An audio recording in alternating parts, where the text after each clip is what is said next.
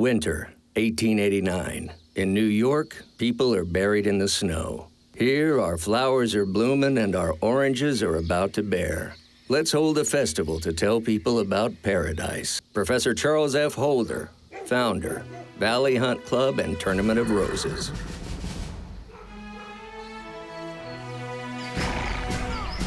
On January 1st, 1890, the Tournament of Roses was born.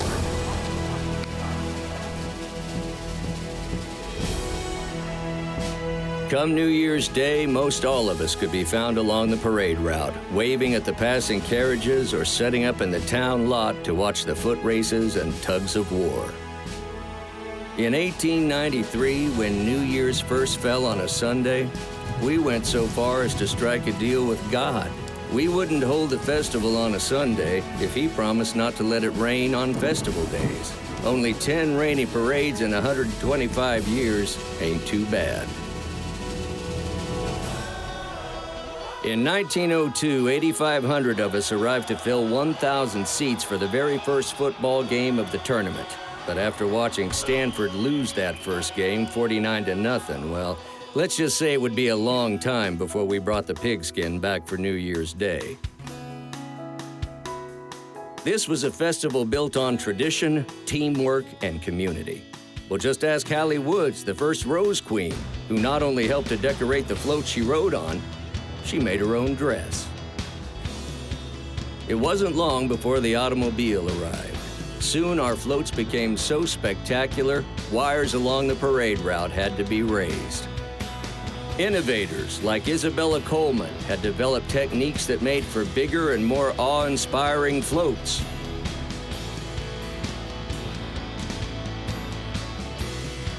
The crowds grew and grew. In 1912, the aviator C.P. Rogers, after completing the first transcontinental flight across the U.S., flew over the parade route in his famous plane and dropped roses onto us from 100 feet above. The festival, like the country around it, was on the move.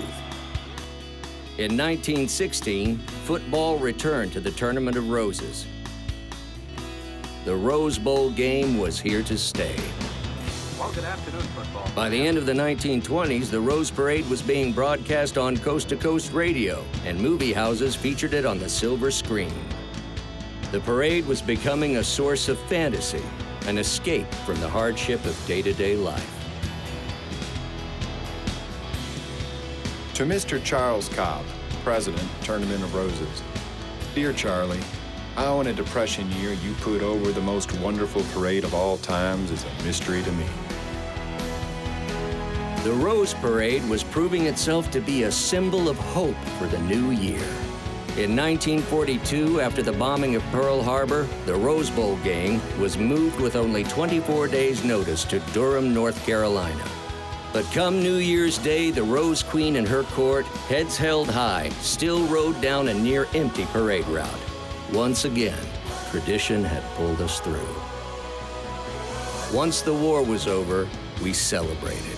With the advent of television, the Rose Parade was becoming available to a national audience in a whole new way.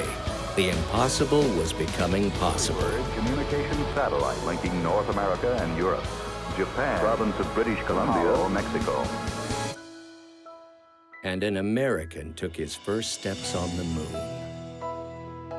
Now that the parade was no longer limited just to the West, we took our place on a global stage. Yo soy Pelé, yo soy el Gran Macho.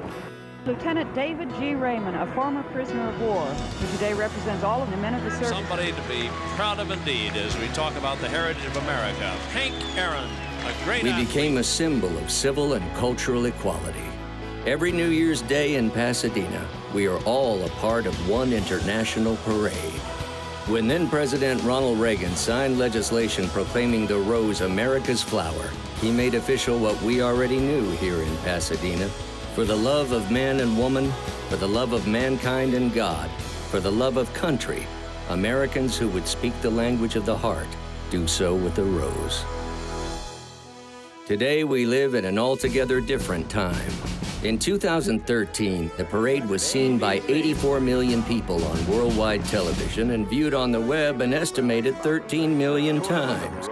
It was broadcast to 174 countries in 20 languages. And